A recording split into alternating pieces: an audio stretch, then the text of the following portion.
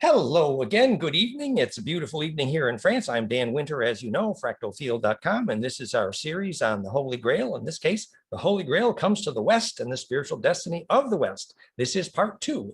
And joining me today, I'm so pleased that Jason Matozzo, who you see on our right, Jason has been my long-term partner on many things, and he's an amazing student of esoteric history as well. Jason Matozzo, fractalwater.com, and he has an amazing piece to tell of this story, having especially to do with Manly Hall and the spiritual destiny of America. And we're also joined with Jason's friend, Tor Webster. Say hi, Tor, there.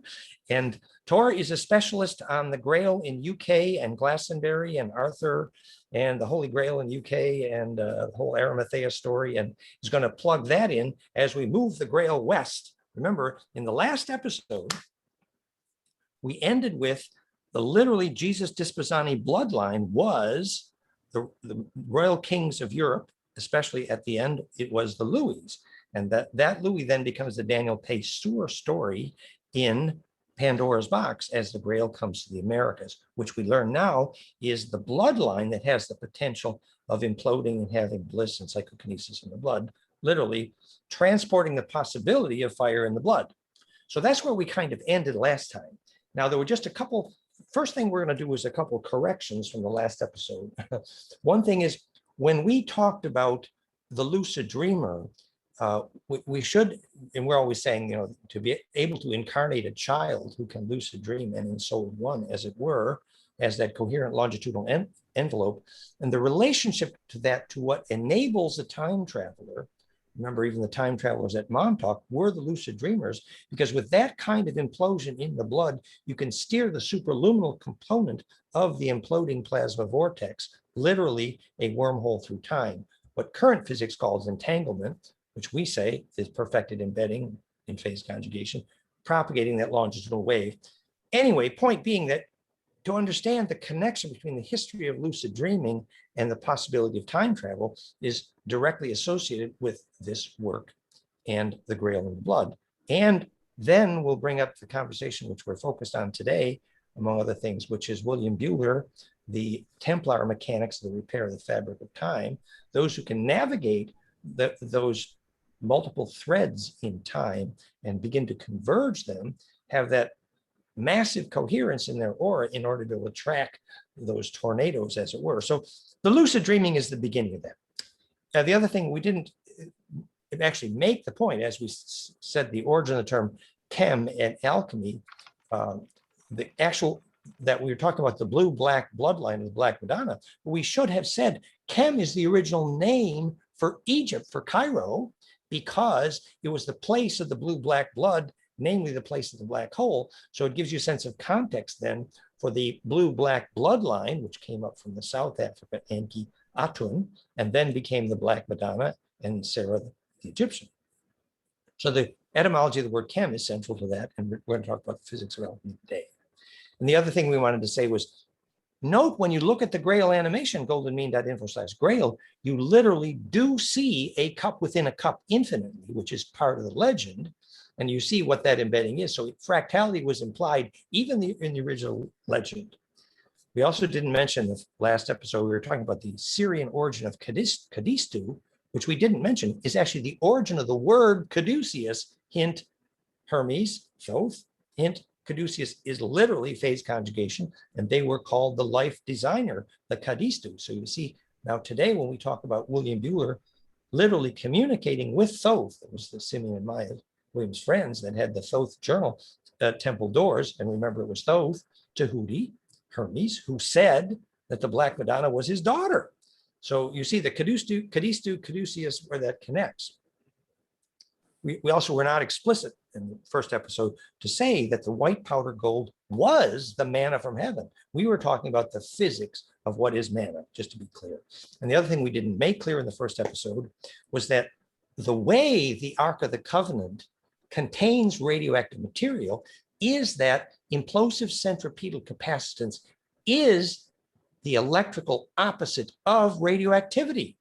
So it's important to understand, for example, for the same reason why nuclear critical mass is reduced at the Earth magnetic line cross point sacred sites, for the same physics reason why the Ark of the Covenant was not just a container for nukes to keep them from blowing up, but it was also literally a non-destructive container for radioactive material. It was literally nuclear hygiene, which was taught under the word plague of Azoth in the Bible, and they had an implosive capacitor, the ark, which both could contain radioactivity by implosive capacitance, reducing half-life, and the ark was then the stabilizer for the monatomic gold, literally manna from heaven.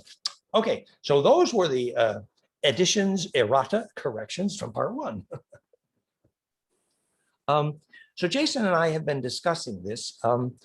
Jason, maybe do you want to just introduce briefly where you saw the fit as we, so the major segments here, remember, are William Bueller Templar, and then the Glastonbury, Holy Grail across the Atlantic, and then we go to Manly Hall. And Jason is an expert on the American part and Manly Hall. Okay, so in Manly Hall, we could just read one quote here. And this is from The Secret Destiny of America, 1944, right? And this actually ties into Sir Francis Bacon. So Sir Francis Bacon was set up, Sir Francis Bacon's secret society was set up in America before the middle of the 17th century, so it's the 1600s. Bacon himself had given up all hope on bringing his dream to fruition in England, right? And he concentrated all his attention on up and rooting it in the New World. So Bacon's secret society membership was not limited to England. It was a worldwide thing, right? The alchemists and the Kabbalists and the mystics and the Rosicrucians were the incisive instrument of Bacon's plan, right? Representatives of these groups migrated to the colonies very early on to set up this secret destiny of America. That's beautiful. So we see that's a recurrent theme here, that the Dispossani, the actual real Grail bloodline, keeps getting dispossessed and wiped out in Europe, as it were, and they keep moving west. And they're trying to create this vessel for the recovery of the Grail line. And that's the recurrent theme of the spiritual destiny of the Americas, and what Jason will be talking later in the show in detail about in Manly Hall's story about the Bruton vaults and Raybauer Hall, and we're going to go into that later. So you see how the theme is developing here. And then we're going to get to Tor also as we talk about the Grail bloodline coming to Glastonbury. But we agreed that part one of this episode would, as it were, backing up a little bit in time. We're going to talk about William Bueller and the Templars and the Templar star maps and the repair of the agenda of time, the repair of the fabric of time, the repair of the fractality of time, which was repeatedly referred to in William Bueller's work with Thoth, so he claimed. And Jason is going to put some beautiful images of the Templar star maps in here as well. So then we need to back up and understand the root of that story. And there's a fun little piece of that I want to just put in here as a seed for the beginning of that story, because it's the seed for the origin of the Templars, it's the seed for the origin of alchemy, and it's the seed for the origin of the Grail across the Atlantic. And that seed is the moment when there was a caliph in Jerusalem just before the First Crusade, and he was well known for, he was called the Mad Caliph, actually. And the reason he went mad, apparently, is he had been grinding up that famous Kaaba stone. And Vincent claimed historically you could prove that the Kaaba stone lost at least half its volume and mass at that time in history, because they were grinding it up and well, for one thing, they were eating it, which is part of, and it's true. You see in the Grail legend, the super high dielectric material is in fact an immortality device if it's done right, but careful. Implosive capacitance also has massive astral hygiene problems. But point is, so who arrives in Jerusalem just before the First Crusade is the salesman who made the First Crusade happen by selling it to the rich people of Europe. And that's a guy named Peter the Hermit. And when he arrived in Jerusalem, he found that the Muslims there had succeeded in making gold. They had done transmutations, and they had used the ground up Kaaba stone as the philosopher's stone projected powder. We explained in the last episode a little bit that powder, remember, it's a glass meteorite with vaporized nano bubbles of the platinum group elements, probably mostly gold. And so you have gold vapor foam, and the gold vapor in its nano state in a gas imprisoned in a silicon-based glass is a perfect media to make a super, super high dielectric material. Even the alchemists today always embed in silicon. Chaz at priestesalchemy.com is a good example. So you've got what eventually became the Philosopher's Stone as used by Nicholas Flamel and Kelly with D, who apparently were both, as we're told, incarnations of our partner at that time, Vincent Bridges. So the story gets very colorful because he's there. Vincent's in his previous is there in the First Crusade, wakes up to find out he's on the wrong side of the war when he's up to his waist in the blood of the Jews and the Muslims. And a rabbi grabs the collar of his horse and says, "You will not be able to forget any of your incarnations from now on until the end of the Catholic Church."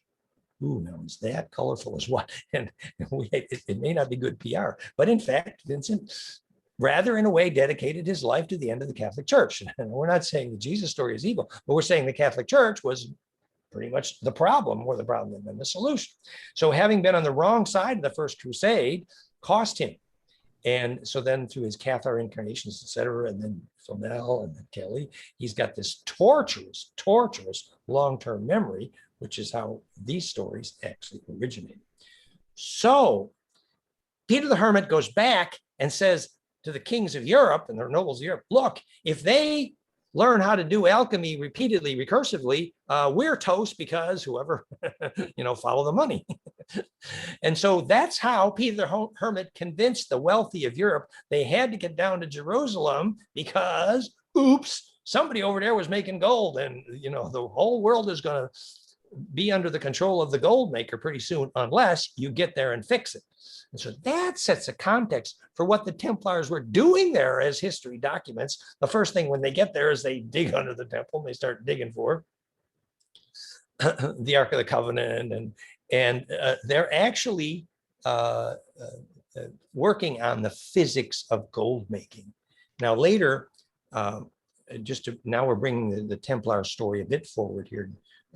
Again, William Buehler's story is all at goldenmean.info/Buehler, Buehler. But maybe 20 some years ago, we taught repeatedly in Sintra in Portugal with probably the most advanced Templar group there. They're amazing, and acknowledgement to Gustavo, pictures at goldenmean.info/Portugal. And those Templars there were very clear. Henry the Navigator was basically a lucid dreamer, and the ability to lucid dream in the stars is the physics of heads-up navigation, the true shamanic way to navigate on the ocean. Remember, Holy Grail Across the Atlantic is a book about the origins of navigation, which is the Templar story. And the star map, galaxy map on the ceiling of Dendera is proof that the shaman of those days were navigating interstellar. That's plasma coherence. So the history of navigation is very much part, and of course, that's the story of Sintra in Portugal. And the other little piece of that story is, and I can say, with some of this I can tell you, that they knew where the Ark of the Covenant was and why. And I saw pictures of the cave, and it's instructive to the science, which is, Lawrence Gardner got it completely wrong in his book, Sacred Arts, where he said it's stuck up in the rafters of Sharp. Wrong. No, the Ark of the Covenant's ability to be its primary function, which is a 0-point energy vacuum coherence device, depended electrically on that device being on the magnetic line. Because there you could get the best charge for the same reason that where those magnetic lines cross, radioactivity, nuclear critical mass changes measurably, repeatedly, as Bruce Cathy documented. So if you track the Michael line down from, is it Glastonbury in UK tour? Yep. we're gonna get to the UK and the Michael line here in a minute. So, but if you track that Michael line around the world, you're following a magnetic line, which is exactly what the Templars did and what the Templar wizards in Sintra taught me. And they showed me the picture of the cave, which actually, if the Michael line goes past St. Michael's Island in the Azores, and you need to know that Azores means Aza-Uras, literally the place of the dragons. And the Michael line crosses there. Entrance only available from boat on water, and that cave has smooth stone front, like it's obviously carved. And that was a place where the ark could be charged. And that's important and instructive to the physics here, because obviously this is a 0-point vacuum energy device. Later, when we talk about railroads poisoning these magnetic lines, you know, even the Joe cell vacuum energy hydrogen car, they will stall if you park them over a steel railroad track. Hello, the wrong dielectric of the steel inhibits plasma coherence, plasma propagation. So 0-point energy devices do not like railroad tracks, steel. And in fact, this is going to become part of our story of Pandora's box when we get to the origin of the railroad cartel and Daniel Pessour. So we're beginning to be ready to move our Holy Grail across the Atlantic. The theme we want to watch for here is the ability to track the magnetic lines as you go west. So when we come to the Oak Island mystery and where the magnetic line came across the Eagle and the Star Map of the Americas, which is, we're having a whole episode on that coming up, we're going to see that we're always tracking these powerful magnetic lines. So that being said, I think we should perhaps, before we take the Holy Grail across the Atlantic story, we should talk about the legends of how the Grail line came to Glastonbury. Remember, we were moving west, and in France, the first place west before you get to the Americas is UK, Glastonbury. So Tor, please. Yeah, thank you very much. Fascinating stuff. Yeah, so as far as my research, and I've been looking into Joseph of Arimathea ever since I was a teenager. I was very fortunate to be part of a group that worked with that information directly. I'm also been a trance medium for most of my life as well. So I'm also a tour guide in Glastonbury, Tor's Tours, or Tor's Tour of the Tour. You can check it out. And so what my research has shown me is that after the crucifixion of Christ, Mary Magdalene received a vision of Christ coming to her and asking her to continue his teachings in his absence. And I think even to the point that Christ's message was to unite alchemical marriage of the divine masculine, divine feminine, but he wasn't able to do because the men around him were fishermen and builders and farmers, and they were very, very male in the Jewish traditions. But Mary Magdalene had that priestess essence, and as far as I can work out, that Magdalene actually was a title, as a priestess title. And also my research has told me that Joseph of Arimathea was actually Mary Magdalene's father, which not a lot of people have put the two and two together. And therefore, Mary the mother was, of course, her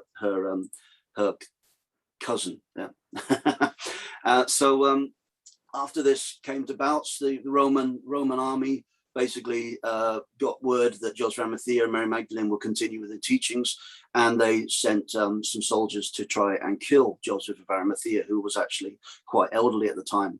So they realized, well, Simon Zolitz, who was the faithful confidant of Joseph of Arimathea, fought off the soldiers, and they managed to escape over to France. And Dan covered extensively the time in France and the traveling in France and the Magdalene's work in France, that they spent a number of months, if not longer, in the south of France and traveled through France.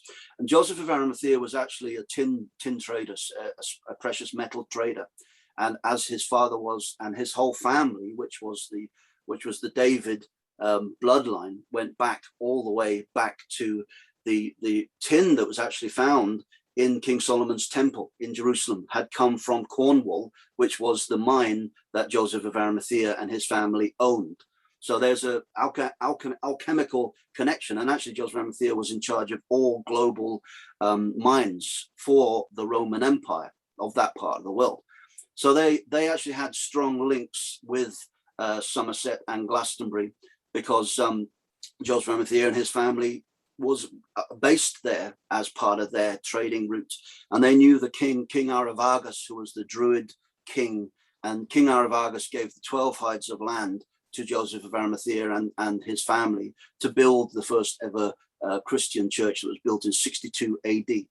And that is where the story goes that Joseph of Arimathea, but probably them all, brought 2 cruets over to Glastonbury, one holding the blood of Christ and the other holding the sweat of Christ.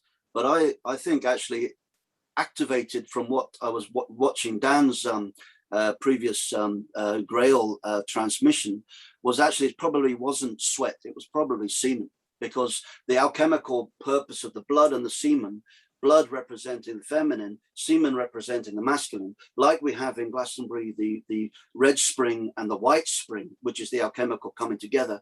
Very unusual to have 2 water sources so close to each other. The white spring comes from the rainpour, the red spring from the earth. So the Mother Earth, Father Sky coming together. And it's called the Chalice Well Gardens, where these 2 sites meet. So the chalice is very much part of the tradition, but it's not a physical object. Grail means holy blood. And actually, I believe it is the coming together of the divine masculine, divine feminine, which has transferred into the Arthurian story and into the story of the bloodline coming from Britain and the royal family of Britain over to America. And John Dee was a huge part of that, which I won't get into now. But yeah, that's a little bit of the story, and maybe we'll address some of the elements a little bit more later. Well, that's great. It's so you're the local wizard there. Tor. I like it. I like it. And yes, you're right. So the physics of tantra, the commingling communion of the aura, the male and female, to make the climax of bliss, was another very parallel intro to the biophysics of Kundalini, which we were talking about as actually the Grail and blood, the fusion process. So that metaphor fits beautifully. And so then actually then you're bringing up the John Dee's vision here. So remember, we were back with Kelly and Dee making the purest gold ever measured by the British Royal Society, using that powder, projected powder, philosopher's stone, and even both Flamel and Kelly ran out of the red powder. And that was the catalyst for that implosive transmutation. So you were saying I have something on the red powder, if I may. Is that all right? Sure, go ahead. Because John Dee, that was working with Queen Elizabeth I, very important allegiance, and again, that kind of divine masculine, divine feminine. John Dee was officially Queen Elizabeth I's astrologer, basically. They were very, very Gnostic in their belief, and they wanted to actually create Glastonbury again as the center of the Christian world. But John Dee's interest in Glastonbury was actually the grave of Saint Dunstan, who is actually the patron saint of alchemists and musicians and bards and blacksmiths and goldsmiths. So Saint Dunstan was one of the most important alchemists of our time, and he was from the Dark Ages. And John Dee believed that Saint Dunstan was buried with the stone of destiny, a red stone or a red gem that he was buried with, and he wanted that red stone, and that's the stone you're talking about. And we don't know if he found it, but he probably did, because John Dee became the most amazing, notable magician of them all. He actually he harnessed time. He created the Greenwich Means Time with Queen Elizabeth in Greenwich, London. That is the 0 point time. So there's no better magic to do than that, is there? Well, yes, and in fact, when they discovered the art of navigating the ocean, it was because they could keep time that they could do the north-south versus the east-west. And that's the turning point in Holy Grail across the Atlantic. And that was a military secret, which John Dee pioneered for. That's right. So it's about the fabric of time as well. And the Mayflower came out of Greenwich. Oh yeah. So it was again the repair of the fabric of time. So later, when Alan Green is talking about the speed of light and the codes of longitude and latitude were contained in the codes of Shakespeare, which Manly Hall is saying the turning point in the spiritual destiny of America is when they prove the origins of Shakespeare in the Bruton family vault, and Shakespeare's containing these codes, which we made films about this with Alan Green. Amazing, deep physics constants contained in Shakespeare, which Vincent insisted was Francis Garland in John Dee's notebook, that the early Shakespeare has been hired to be the spy for Queen Elizabeth in Prague. And Dee then uses the star map of Prague to leverage the magnetic lines to make the Twister, the biggest storm that took out the Spanish Armada, later called the Tempest in Shakespeare. Mm-hmm. It's amazing how these things weave together. Yeah. So you've been following the Dee story as well as the Grail and Glastonbury, and well, they're all connected. You know, you can't yeah. you can't go down a rabbit hole without meeting all these characters. They're all interconnected. Yeah, it's funny, when we were in Sintra, they took us to the giant stone in the shape of a rabbit and informed us that the word Sintra in South America means rabbit hole, and a rabbit hole is a name for a perfect vortex. So, a wormhole of perfected embedding is a vortex, and that's what we're following here. So this is all good. Well, great. So now we're ready for our next piece, right? So we want to go from the Templars moving west, and we're going to get to Pandora's box, which is about where King Louis XVII becomes Daniel Pessoa. But first, we need that book, Holy Grail Across the Atlantic. And basically, that is the story of the fact that the Templars, in fact, remember when the largest navy on the planet apparently disappeared out of New Rochelle just after the king and the Pope tried to murder all the Templars. And some of it we know went to Roslyn Chapel in Scotland, but the rest of that navy went west. And they tracked the magnetic lines because the Templars had the gift of navigation, because of what we were just discussing, that when you have an accurate timepiece, then you can plot the east-west as well as the north-south. Because originally they could only know where they're going east-west, but they didn't know where they were north-south until they got the timepiece.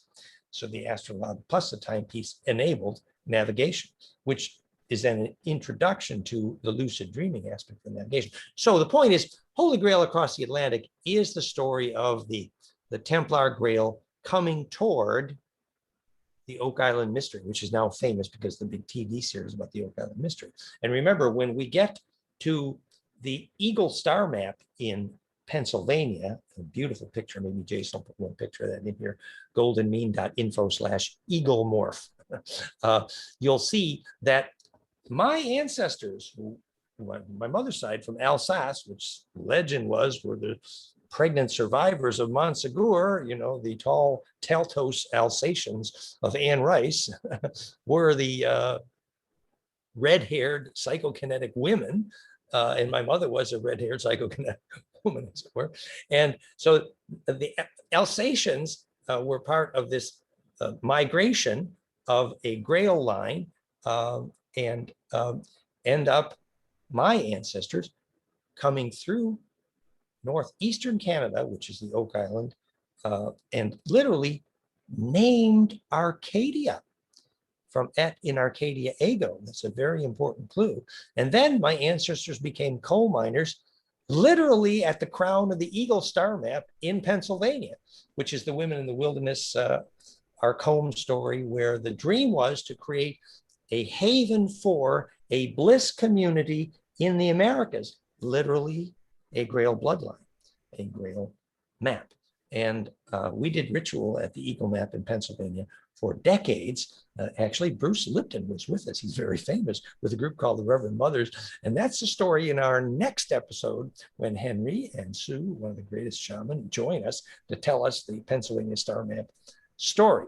But the point is, so now you have this urge to move from Europe because the Disposani Grail bloodline is being tortured, evicted, murdered, gotten rid of. The only way is to go west my son, go west. And this is the origins of the spiritual destiny of America, which is our story here. Now, I think maybe we should use that segue to introduce the Manly Hall part, Jason. But maybe as we do that, I should tell my little piece of the Manly Hall story, you think? Or before we get there, I know Okay. a lot of people are saying, okay, we do not have, it wasn't until the Mayflower until we had a transatlantic ship, right? Something that could travel transatlantically, right?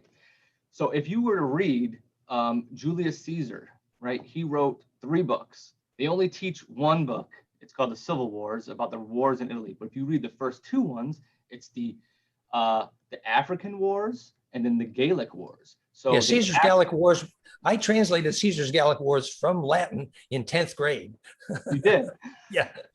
Well, there you go. You know the story. So Well, he said the Druids were the bad guys. It took me decades till I figured out it was the other way around. Exactly. What he did is he destroyed in North Africa all the Carthage, Yeah. the ships that were the transatlantic or the transoceanic ships in Carthage. That was the first war against Carthage, right? And the second one was the transoceanic ships of the Gaelic shipping fleet. So what they would do is harpoon into the ship, drag their ship towards their inferior ship towards the Gaelic ship, defeat everyone on board, and then burn them. So they burned the entire Gaelic shipping fleet about 2,000 years ago. So that cut off all of the from the east to west migration to America. And if you do look at, if people want to have time, look at Barry Fell's work. Oh yeah. On Bronze America, Age BC. America, Yeah. BC. Yeah. Yes, and it tells you the story of these voyages in in the BC times, about 2,000 years ago, 3,000 years ago, etc. So then the Mayflower was a breakthrough because. But what about before that though? What about Drake? What about Drake and the Golden Hide? He sailed across the Atlantic for Queen Elizabeth I.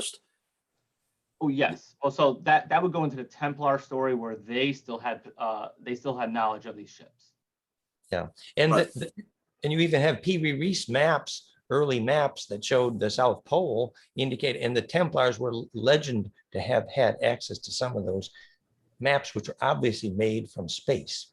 Yeah, what is it in the Charles Hapgood book? Yeah. The Maps of the Ancient Sea Kings. Yeah, and my work at Gaiam was with the Pee Wee Reese crew that were documenting those maps for Gaia TV at the time. That's what I did. So Yes. So we have a context here now for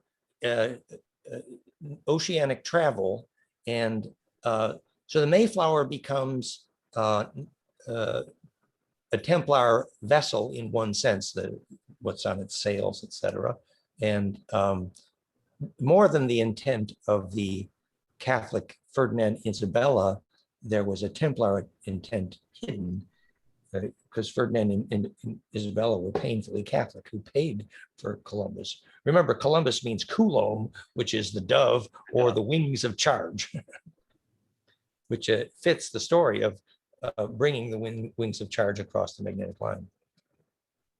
So somewhere in this story, Jason, now we are going to be coming to when there's a certain moment when Manly Hall and his wife, Marie Bauer Hall, and Marie Bauer Hall, his wife, was absolutely dedicated to proving the Bacon Shakespeare spiritual destiny of America before she even married Manly Hall, actually.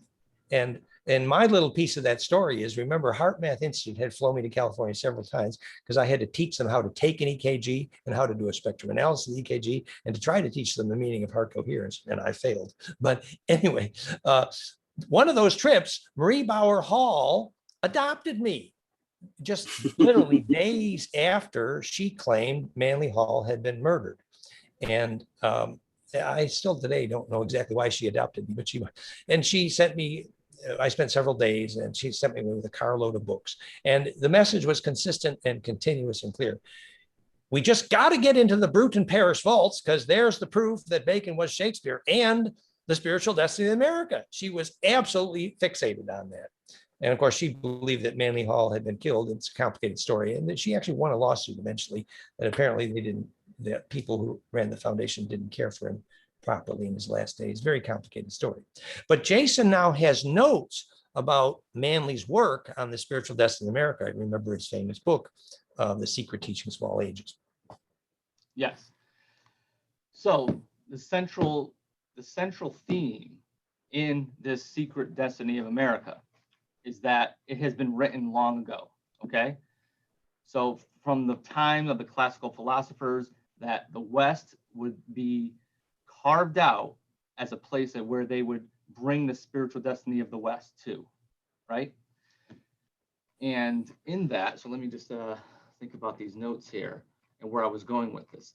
Okay, so we're just going to go and jump right into the American presidents. And one of the first American presidents, George Washington. So prior to the Revolutionary War, Washington and a few others, we'll get to, I'll throw that in, they meet a person called the professor, right? And this professor was an ancient learned man. We don't know who he is. Some people say it's Saint Germain. We don't know, right? But this person was the person who gave them the crest of America, which is a phoenix, right? It's not an eagle. It was originally a phoenix, right? And not only that, the Bill of Rights. And if we look at goldenmean.info/Washing T, you'll see the Pent Hex star map on Washington, which obviously in Washington, D.C., which obviously was implemented to keep this magnetic map to embed a Grail line, which becomes the theme here. And there are many legends of Washington speaking with angels and ETs who helped him through the Revolutionary War. There's lots of stories about that. So obviously, and there many believe that that was related to the Saint Germain story. That's a very common theme as well. Yeah, so this is a combination of the phoenix, the pyramid, and the all-seeing eye is more than a chance or coincidence. This is nothing about the early struggles of the colonists to suggest that such a selection to farmers, shopkeepers, and country gentlemen. There's only one possible origin for these symbols. It's a secret society which came to the country 150 years before the Revolutionary War. Most of the patriots who achieved American independence belonged to these societies and derived their inspiration and courage from the high purpose of these ancient teachings. There could be no question that the Great Seal was directly inspired by these orders of the human quest. So this is called the Order of the Quest. Oh, that's great. And we should probably do a psychophysics of what the eye in the eagle, the eye in the pyramid means.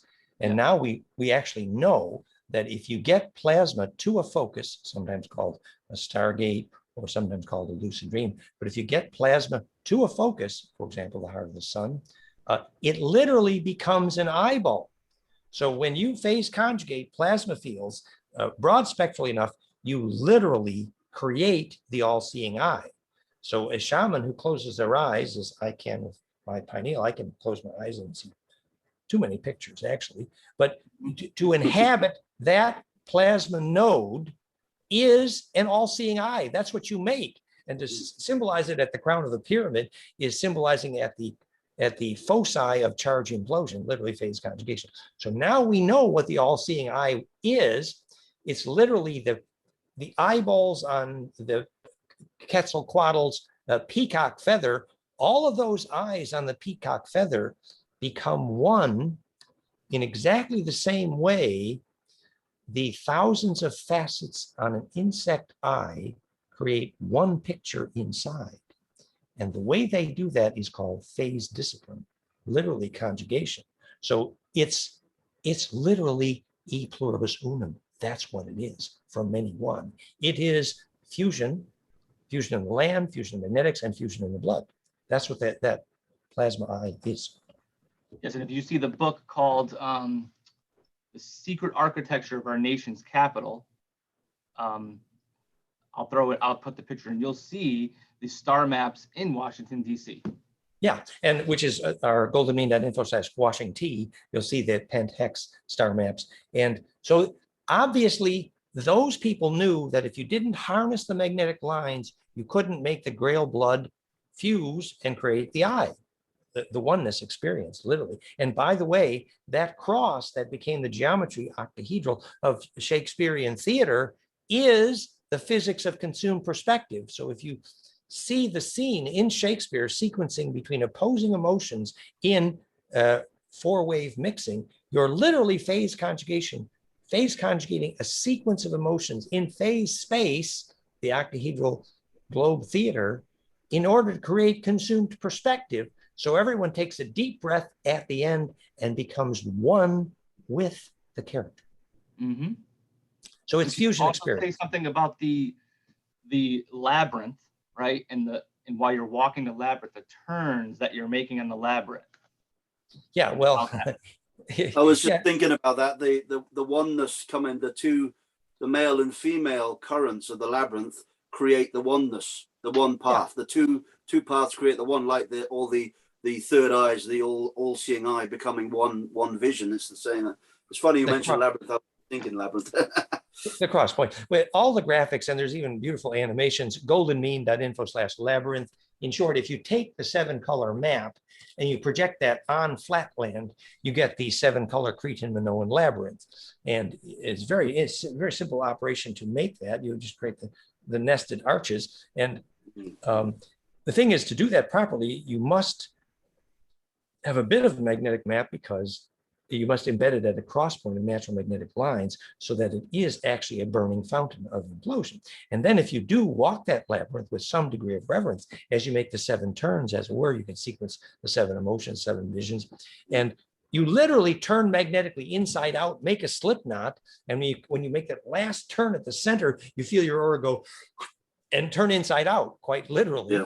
And it's an implosion experience. It's profound. And in fact, it's very useful as a rainmaking tool as well. And all of those pictures are there at labyrinth. So it is literally, I will turn myself inside out for you, darling.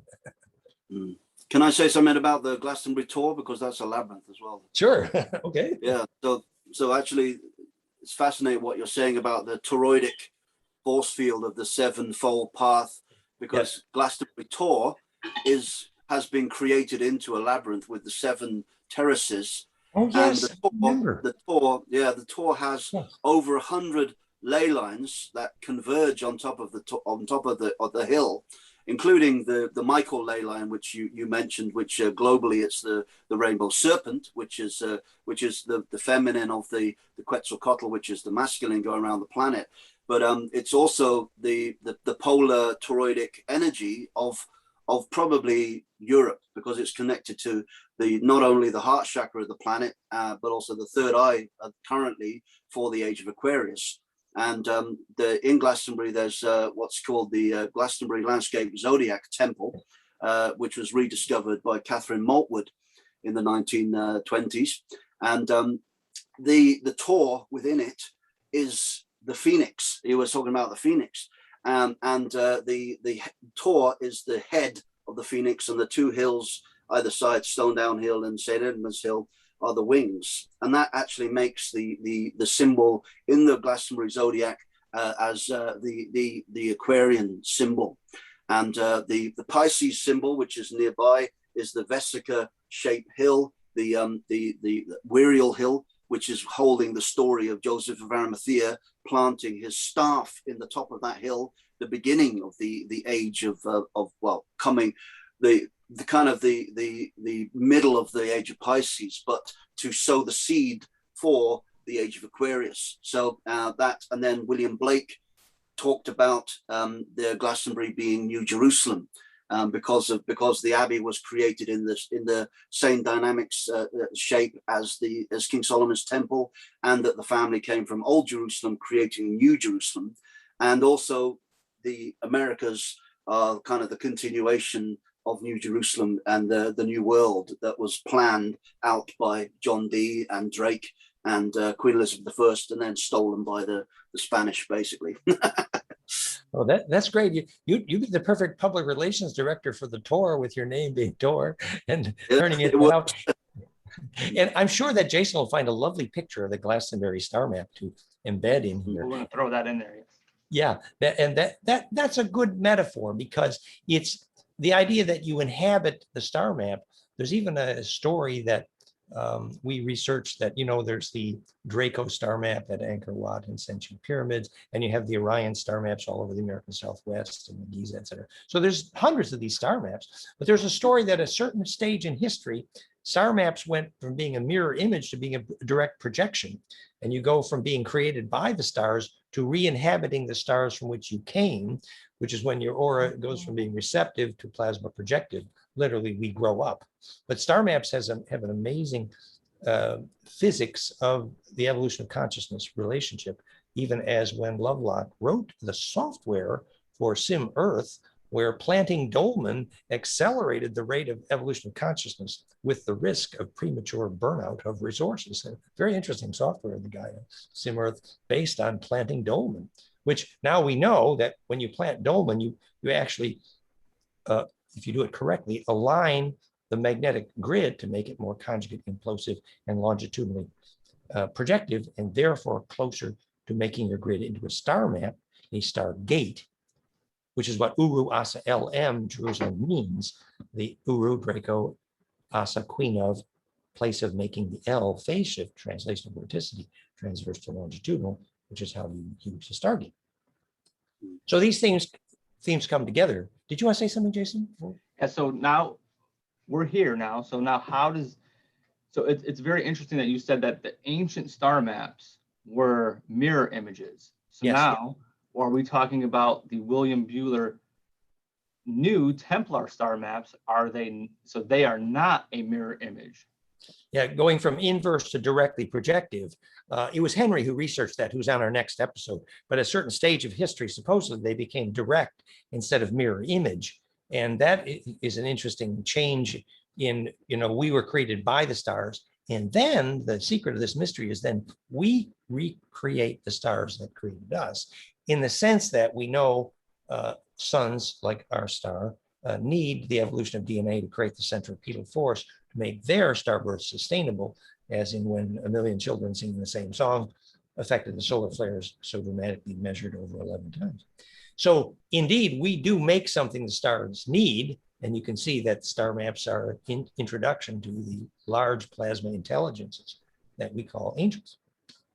So where we are in our story, so we've done some of Bueller, we've done some of Holy Grail across the Atlantic, and we've done some of Manly Hall and Secret Destiny, but we have not done Pandora's Box, Daniel Pesur, and then we had the conclusion from Jason, which had to do with the Storal to the Mori.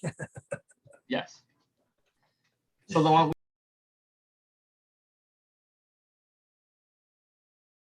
Pandora's Box is next piece. Pandora's Box, yes. Yeah. And basically, Pandora's Box is extensive. I mean, with hundreds of documented historical documents and research, supposedly proving that the last Dauphin, Louis XVII, was smuggled out of Europe with a great team effort for the Disposani. Remember, the Grail is moving west, and became the Daniel Pesur railroad cartel and huge family wealth, and a lineage of families that created major land mapping and resource management for the Americas, literally to create the grid. That's what the story is. And sadly, got involved in the railroad cartel, which, as we now know, is actually a bit antithetical to the spiritual growth because of the problem of steel lines. Yeah, so the Pesurs were the ones who funded and set up the Rockefellers. That's and part other of robber and the Carnegies, the other robber barons that created the railroads. Just so right. other people get that context. And wasn't it the Rockefellers that owned the Bruton vaults that Marie Bauer Hall was constantly trying to dig? And that's what you said, yes. And my friend Amarushka called me from jail after she was digging under the Bruton vaults, and she was trying to find Bacon's secret library, and because they were so determined to find the secret destiny of the Americas. I mean, that is a yearning, and we now know it was the ability to use the magnetic fractality of the land to ignite fusion in the blood, which is called Grail, to make a lineage of children who are able to re-inhabit stars, literally star navigators, lucid dreaming children who become star navigators. So that's the actual, happily ever after to the spiritual destiny of Americas is, have we made the kids who lucid dreaming well enough to become star inhabiting? Yes, Well, no? that goes into the Hopi prophecy of the seventh fire. Uh-huh. So we'll put that up real quick. Yeah, and the seventh fire would fit beautifully the 7arrows.net, that when you converge the 7 arrows, which are literally the 7 arrows of the layer of heart muscle, which are the 7 arrows of the spin symmetry of the tetra, which is the physics of the origin Hebrew, which is how you ignite the fire tetracubic array, which is how you phase conjugate and make implosion and great time reversal. I'm just going to read one portion of the seventh fire prophecy if you have not heard that before, and other people. And this is the prophecy given to the Anishinaabe people, who were the people that were living in the northeast of America at the time. And they were visited by 7 prophets who told them to start moving west because of the Europeans who were going to come over and eventually destroy their heritage. So they would have to move west. Many of them did stay, and they integrated within the Pilgrim Society. I mean, there's a book called Manitou by Maver and Dix that shows this story of the Quakers and the Shakers and how many of the Native Americans were integrated in their society. And when they were in pilgrim dress, you could not distinguish if they were European descent or from America. Anyway, so we're going to read the last bit of the seventh fire prophecy by the Anishinaabe, and it's called, "If the new people will find trust in the way of all things, in the circle, they will no longer need the selfish voice of ego, and they can begin to trust their inner voice. Wisdom will once again be found in the dreams of the night in the sky. The sacred fire will once again be lit. The light-skinned people will be given a choice between 2 paths. If they choose the path of the seventh fire, if they choose the right path, the seventh fire will light the 8th fire and final fire of brotherhood and sisterhood. If they choose the wrong path, remaining on the path of the mind, then the destruction that they brought with them will come back and destroy them. The people of the earth will experience much suffering and death." So all of the prophecies are fulfilled, but the 7th. So in the last part of that, it says, now how do we fulfill the 7th prophecy? So now is the time of the 7th fire. By the light of the 7th fire come the new people, right? Those who would use their power and strength with wisdom and gentleness to bring harmony and balance. They will soar with the white eagle, bringing With the wisdom. eagle? Yes, they will soar with the eagle, right? Remember that? With the white eagle, bringing the wisdom of spirit of the first day of light. They will learn of their power and strength like the great bear in the north, right? Who holds ice and snow in the north. So the earth will not be covered with water again, right? And they will open their mind and heart like the turtle who offered his back to build a new earth. Wow. That's so wonderful. Thank you, Jason. And, it strikes me that when we did the rituals in Pennsylvania, there's 7 places named 7 Valley, 7 Notch, 7 Spring. And literally they are the 7 arrows through the arrows passing through the talons of the eagle, which were said to be the 7 sisters of Pleiades. But those 7 arrows, if you understand 7arrows.net, the 7 spins of the tetra, is how you assemble consumed perspective to make the symmetry of implosion and fire, literally the 7th seal. And this opening the 7th seal, remember, when you recursively braid DNA, the braid of the braid of the braid on the braid, the 7th time, which is the 7th seal, that's the 7th time when it turns and DNA becomes toroidal, and it's been photomicrographed, and implosive and psychokinetic, which is literally the Grail experience. And in bliss, the blood and the plot thickens. And it's interesting you mentioned Ursa Major, because that's King Arthur. Ah, yes, yes. And Dragon, Ursa Major, the big bear. Yes, and Ur also means dragon. So Uru and Ursa, and they were said to be from. Well, if we were looking at the story, they're talking about the 7th fire. So supposedly we are in the 7th generation where this has happened. The seventh son. The seventh son. Seventh son, yes. And if you if you map the 7 arrows of the tetra, they point to exactly the 7-color map of the torus. And this arc on this torus is arc Thor, Arthur. Ah, The arc on the torus. So it's Arthurian, all right. Yeah. It is an arc on a torus. We'll have to do a whole episode on King Arthur if you're up for it. Yes, but so Jason, we were supposed to do a bit of a happily ever after here, having to do with a storal to the Mori. well, if we look at the 7th fire, it says there's a path. There's a path, right? There's 2 ways you could go. One way is what we're going to now. If you really want the latest iPhone and you really like Elon Musk, you could get your brain chip, which you could directly interface with your phone, whatever having to touch your phone, right? So, but if you also want to stop dreaming and never dream again, get the brain chip. That's one path. It's one path of the Borg. The second part is the physics of the Grail, of which Dan Winter, I believe, is a steward here on Earth of the teacher of the Grail physics. That's path number 2. What path do we want to go on?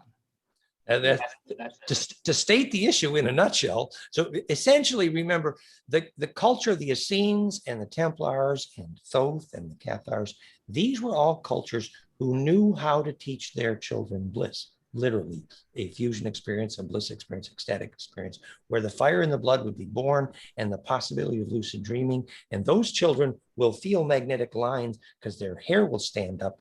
And so the blood of the earth will become their blood. And that possibility, remember, we defined culture as the ability to teach kids how to have bliss.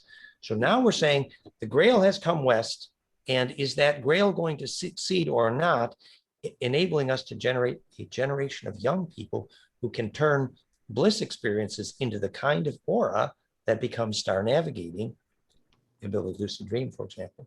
Or are we sucked into a Borg culture that doesn't know what a soul is, doesn't know what an aura is, doesn't know what bliss is, and does not know what goes through death? Those are the choices. That's just a stark reminder here. And so here's our storal to the Mori. Yeah, and if we go back about 12,000 years ago to you could say that some people say it's 9,000 years ago, some people say it's 12, but whatever. The end of Atlantis, and we talk about the Tuatha De Danann, and we talk about this the story of the Tuatha De Danann landing in Ireland after the destruction of their planet, of their world. The first thing that they did was burn their ships. Why would they burn their ships? So I think the moral of that was that they were burning the old technology that got them into trouble in the first place, right? Then they meet the Fomorian race, right? Who were a race of misshapen beings. Hello, these are people who were damaged by nuclear fallout, right? Oh. So they did not have the Ark of the Covenant to contain the nuclear, and then they were misshapen and very ugly people, right? Except for Breas, which was the most beautiful anyway. So if we get to the moral of that story is Nuada, was his name? King Nuada, right? In the Battle of the Fomorians, lost his arm to the king of the Fomorians, right? Right, you told us this. His arm was then replaced with one of silver that moved in all of its parts, just like the Borg. The Borg. Like the Borg, just like Luke Skywalker's father. Anyway. Darth Vader. So he loses his arm. They say you cannot be king because you are half machine. We do not allow half machines anymore to be a king, correct? Right. So it goes down, and then he finds very advanced genetic engineers who are able to create a new arm out of sinew in his own blood and recreate it. Once he has his own organic arm back, he can now be king again. So the story, even 12,000 years ago, was the Borg screwed us up. We're going to get rid of the Borg. That's the story. And that is so recurrent. Remember, we've talked many times. Luke Skywalker wakes up and finds his dad, Darth Vader's half machine. Muad'Dib and Dune wakes up and finds dad, Harkonnen, is half machine. Suddenly, you realizing dad is half machine is that the problem or the solution? We're waking up and find dad, the Draco, is half machine. Black goo, et cetera, et cetera. So in order not to wake up and find that dad is half machine, we need to understand the difference between inhabiting a machine that prevents you from getting the kind of aura that we call ensouled or grail or lucid dreaming or longitudinal coherence. So being able to discriminate that as we choose our technology is the difference between a race with the soul and a race that loses its soul. That's the physics story to this story.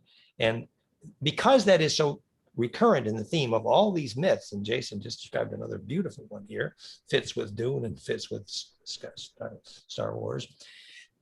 So how do we develop the science skills to understand what technology serves our aura and what technology doesn't? That's the thing. Remember, aura coherence is measurable. GDV is the beginning of an example.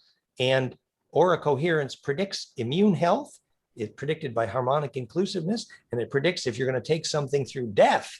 So getting a big aura is, politically necessary. If you understand the origin of the word politics, as we've said many times, a body polis, as in a beehive that can swarm, requires royal jelly, royal blood to navigate because they're the lucid dreamers, and it's a plasma cloud. So literally, we cannot navigate as a species unless we have ensouled leaders who can see through and literally be time navigators. So yes, this is that brings us to the culmination of Manly P. Hall's Secret Destiny of America, where the culmination is that a government is based on, right? Okay, let's go back. Religion, science, and philosophy are three parts of essential learning. A government based upon one or even two of these parts must ultimately degenerate into tyranny, either of men or opinion. These three realize the unity of knowledge. They are the orders of the quest. So you need to have religion, science, and philosophy as your basis of government. You can't have just science and religion. You have to have that philosophy in there. You have to have the higher learning of what we were talking about today. You need to have these higher learned men in the places of, and this is the spiritual destiny of America, to create the body polis, as you said, of spiritually high learned men and women to then, take us to where the destiny is supposed to be, the collective of our gene pool crying out for freedom to be self-governing. Yes, and exactly defining freedom here is freedom is nothing more than nothing left to lose. Freedom is the ability to see the longer wave and navigate with respect to a bigger being body, which is literally the lucid dreaming skill, the ability to navigate, the time navigator, the guild navigator. So the real visionary leader, remember the crown in Egypt was a way of capacity, the crown in Europe on the royal lines was a way of capacity imploding. So the King Arthur and the land are one in the sense that the king's plasma body inhabits the land and regulates the climate and steers the vision of the gene pool. And so the word king is is from kin, which literally means of the blood. Of the blood, yes. And the blood is a vehicle for the magnetic. Key also. As in key to unlock the truth. I see it as in the king. Yes, yes. And Lawrence Gardner says K-in, as in Cain and Abel, was the difference. The Enki and Little story also became the word king, which they created, royal blood, which was to emulate the gods. And so just remember, when we said body polis repeatedly, the body polis of a beehive ready to swarm is they have enough collective bliss to be navigable. And collectively, that body of plasma is like people that learn to lucid dream together. Yes. That is a moment where they become collectively star navigable. They can inherit a new home in the sun, in the sense of the song. And that ability to create a lucid dreaming collective becomes the only real biologic definition of government, a collective bliss cocoon, which is the meaning of body polis. So when somebody asks you what politics is for, it is literally to teach the biology of bliss and make that possible. So government decisions need to be based on the possibility of inducing human bliss. And tragically, on this planet, the fastest way to get put in jail is to teach group bliss process, because governments unconsciously know that group bliss process replaces conventional government. Well, yes, but at some point there is a biologic price to pay if you do not use bliss, literally the collective coherent plasma lucid dreaming cocoon of people that lucid dream together as the navigator for a culture, because all other forms of collective government are not biologic. They're not bio. Yes, and this There's is also something included. Go ahead. This is I was just encoded gonna in say our. that, Go ahead. your last Grail transmission, you mentioned the fear of the divine feminine, the fear of the feminine, mentioning the beehive is a matriarch system, is it not? And it's coming together, and the matriarch energy of the stars is that divine feminine, which is the heart and the love and the intuition. And the male is basically the well, can turn into the greed and control of the draconian system. So it's also just I've got a question, because are we not like the Ark of the Covenant? We are nuclear generators ourselves. So is that not how we become the stars? Fusion blood. And backing up, I wanted to say that Merove, as in Merovingian, actually meant the hive of bees harvesting nectar, which was their logo. And the nectar is bliss. So that fits perfectly, by the way. Yeah. And yes, the physics of how humans achieve bliss, implosive charge radiance, ecstasy, and ultimately enlightenment, is that fusion of charge process, which is an electrical hygiene, which is teachable. We have the brainwave behavior and the ability to think thoughts that are only pure principle and ultimately perfectly shareable, which is the only electric field that enters the collective unconscious, which is the longitudinal interferometry we call the sacred grid. And if we want to ruin Dune for people right now, before the new movie comes out, the plan of the Bene Gesserit sisterhood, right, was to genetically manipulate a person to create what's called the Quizarch Chezarek, right, or the Quizarch, and that person was to have all the male qualities, right, but also have the female Bene Gesserit qualities together, right. So that is the culmination of their breeding program, which is also the what they were trying to do to the royalty of Europe, but I believe they failed because they wanted to bring it all down into one being, one person, which that does not work. You need to have a group of people. It is so the royalty of Europe and the breeding program by them, which is in the M1 Gold document, the M1 Gold brief, it's called. They channeled it all down, and he basically became the king of the Philippines, who worked with John F. Kennedy. He gave John F. Kennedy basically all the gold to recreate a gold standard here in America, and maybe three days later, Kennedy was killed.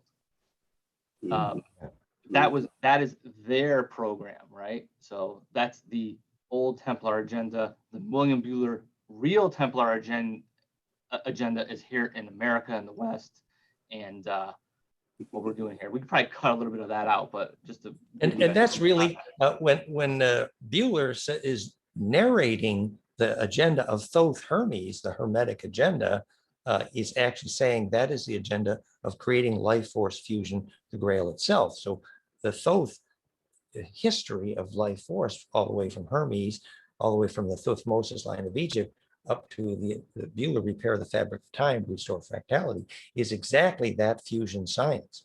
So it is about Hermes. And they say that Quetzalcoatl was actually, and the great tall blonde-haired blue-eyed of the Quetzalcoatl was actually, and Viracocha was actually, it's all Thoth, he just gets around.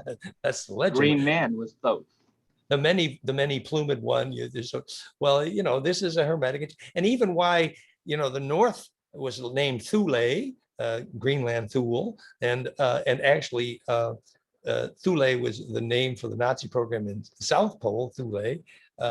And Tahuti was then became the line of David, DWD. So this is a Hermetic agenda, yes. And it is an agenda to recreate implosive blood, that children who can become star navigators in our view. And that's the spiritual destiny of the West, the Holy Grail across the Atlantic. So did we do our happily ever after? I think we did. It was do not become a Borg. Yeah, I mean, it's really quite simple. I mean, if you translate this to hygiene, you could begin to make decisions for your family and your children based on, is my aura going to grow from that or not? You know, what are you having for dinner? Where are you going to go to school? You know, where are you going to move to? Is my aura going to grow? That is a basic decision. And as you learn to feed your aura, even they say in Egyptian, our word fatten came from fa-atun, which was to feed the aura. And let me tell you, there's a lot of great things happening in the world today. You know, you're involved with it. Regenerative agriculture movement. People they want all organic and natural things. People want freedom. I mean, these things are now coming out in the forefront really strongly right now as we talk on, you know, June 28th, 21. So, you know, maybe 5 years from now, if people look at this video, we'll see where we're at. But I think now the collective cry of the gene pool right now is freedom, right? Yes, and that's and going what to that translate. means. Yes, that's going to Yes. translate into the larger democratic body. Hopefully, we will light the eighth fire of sisterhood and brotherhood. Yes, the truly self-empowered, the one who learns to feed their own aura and that of those around them. And it is encoded within the Constitution of the United States of America. And the real definition of freedom. Yes. The definition of freedom. Yes. That is a spiritual destiny. That is a spiritual destiny. You said it first. Yes. Right on. Because if we don't abide by this document, right? This a living document. If we don't abide by this, then everything is lost. We literally lose everything. We need to hold the vision. Well, thank you guys. I think we've done a good job. So let's make this shareable, become a shareable wave. And to be continued. Thank you so much, Tor, for bringing us the story from UK and Glastonbury. Thank you. And thank you, Jason, for all the homework and research you did and carrying the vision of the esoteric story. And I'm sure there's a to be continued here. We're talking about around August 14. We may do the Sue and Henry section on the Eagle Star map. And Jason will put the links here in the web and many of the images, and you have how to contact us. For me, it's info@fractalfield.com and Jason at fractalwater.com and Tor at Tor the Tor guy, right? And Tor the Tor. So thank you guys. Blessings. Be safe and be spiritual, and remember to grow your aura. Thank you. The Holy Grail is with us. Thanks, Dan. Blessings.